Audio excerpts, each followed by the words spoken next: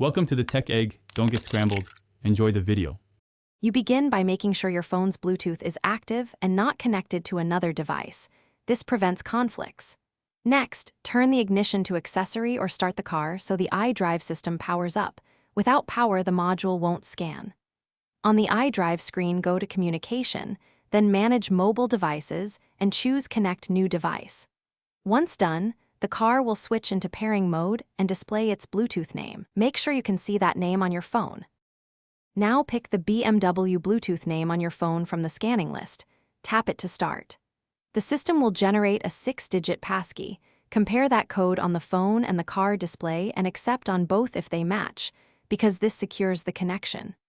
After pairing, grant permissions for contacts, call history, and media so the car can show caller ID and play audio. Make sure to select both phone calls and audio streaming to use hands-free and music features. To finish, set your phone as the priority or favorite device in iDrive so it auto-connects when you enter the car.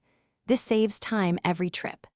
If pairing fails, remove the pairing entry from both the phone and the car, reboot your phone, then repeat the process. This cold restart clears lingering profile issues. If problems continue, make sure your phone OS and the car's iDrive firmware are up to date, because compatibility fixes often resolve stubborn connection issues. Thanks for watching. Consider subscribing if I helped unscramble your problems.